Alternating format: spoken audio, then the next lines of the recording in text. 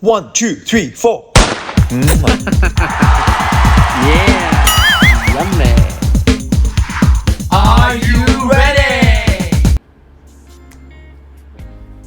Teriyaki salmon. Today we're going to be making the teriyaki salmon, and the first thing you want to do is make your sauce. So to make this sauce, get out a saucepan or a small frying pan. You're going to take 1/8 of a cup of mirin and 1/8 of a cup of soy sauce. If you're going to do 2, and if you want to, you can double it, obviously. So the first thing you're going to do is measure those 2 out, which I've already done ahead of time, and I put them in this measuring jug. I'm going to go ahead and put them into the saucepan. I'm going to turn that on. Inside of there, I'm also going to add in 1 tablespoon of light brown sugar. Any brown sugar will work though if you don't have light brown sugar. And then I've got in here about 2 chopped up garlic, which is about 1 tablespoon, and about 1/2 tablespoon of chopped up fresh ginger. So just add all of that inside of there. And then just bring this to a simmer, and then you want to cook it up for about 5 minutes.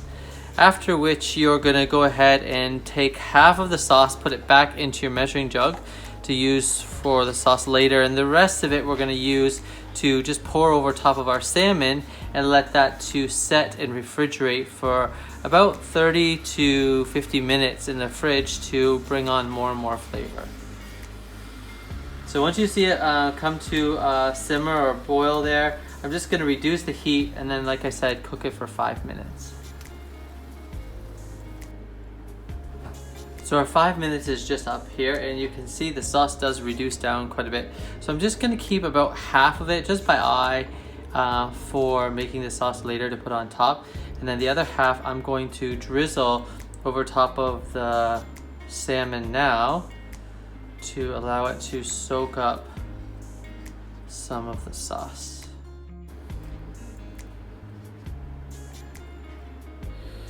I'm just going to spread it over and flip it over as well, just to make sure it's laying right inside of all the sauce nicely. Like I said, I want it to really soak and marinate in the sauce for about 40 or 50 minutes. So now that the salmon is there marinating, I'm just going to get some cling film, and I'm going to wrap it up and let it marinate in the fridge for at least 40 or 50 minutes. If longer, that's okay too. I mean, you could prepare this in the morning if you wanted to and do it right before dinner. Whatever works best for you. But you want to give it some time to soak up the flavor, marinate. And just make sure it's not going to leak anywhere in your fridge. So if you want to put a plate underneath of it just to make sure, that would probably be best.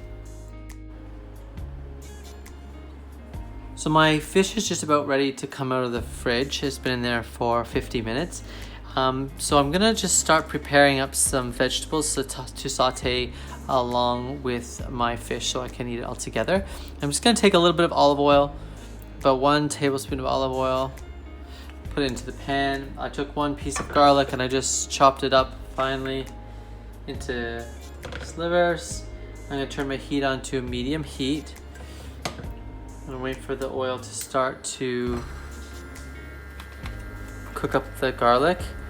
And then I've just prepared some bell pepper that I cut into nice long slivers, along with some asparagus, and I'm just going to pan fry this up inside the pan. So spread the oil around.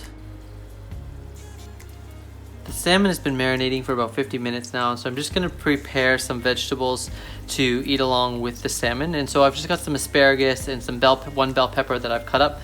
And I wanted some more color because the salmon is red, and I thought green and yellow would go nice together. So I put a frying pan on the stove here onto a medium heat.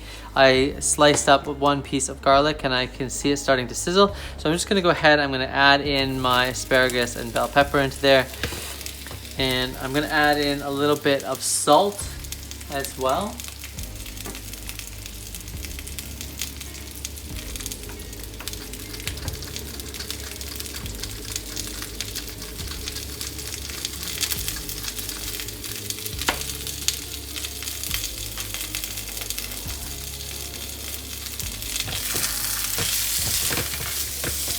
You don't want this to burn, so just get it hot, and then you can also add in just a little bit of water.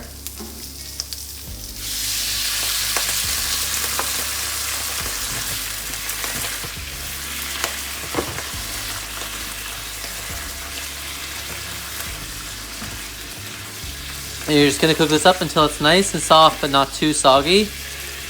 Just want a nice crunch to it, so you can take a piece out after you think it's about done. And the way I tell asparagus is done is by the color of it. It starts turning a deeper green color. So I'm just gonna let this continue to cook up for a little bit while I get out my salmon. So I have my salmon here, and I've just got the same pan I was using earlier that I cooked the sauce up in. And what I'm gonna do is I'm just gonna start by taking the salmon pieces out and placing them skid side down onto the frying pan.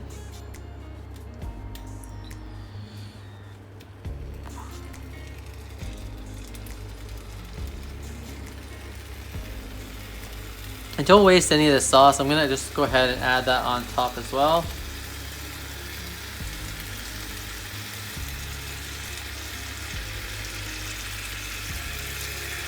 And I'm gonna cook this up on a medium to low heat. It's better to cook things slow rather than too fast. And then I'm gonna flip it to the side, then the other side, and then the top. And then I'll add in the remaining sauce that we had kept earlier, which is right here.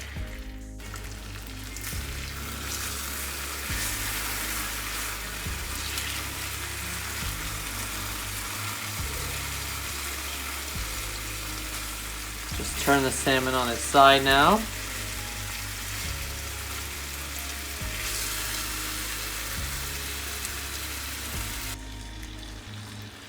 I'm just gonna flip it now, the final side, which is the top.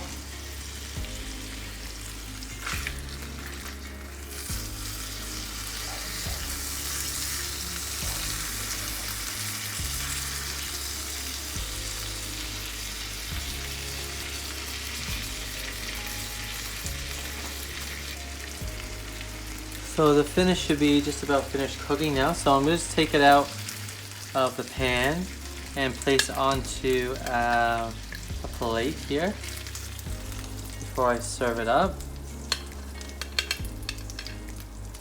Should be nice, soft, and tender.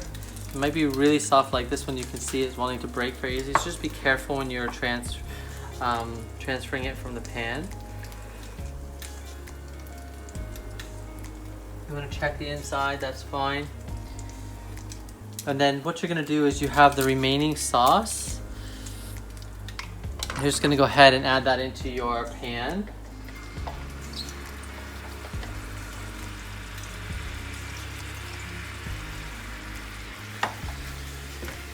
To heat it up so it's nice and thick.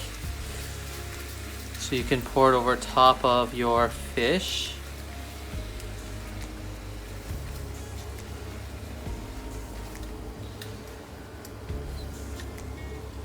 Shut the heat off there.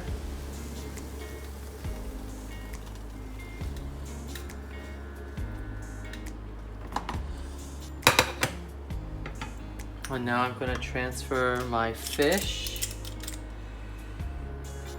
onto my plate. I just put the asparagus and the bell peppers and some rice on here already. I'm going to put the fish right next to it. And then I'm going to drizzle some of the sauce.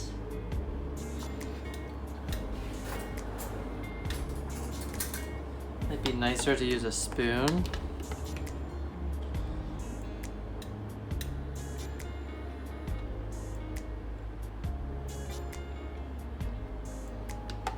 Over top.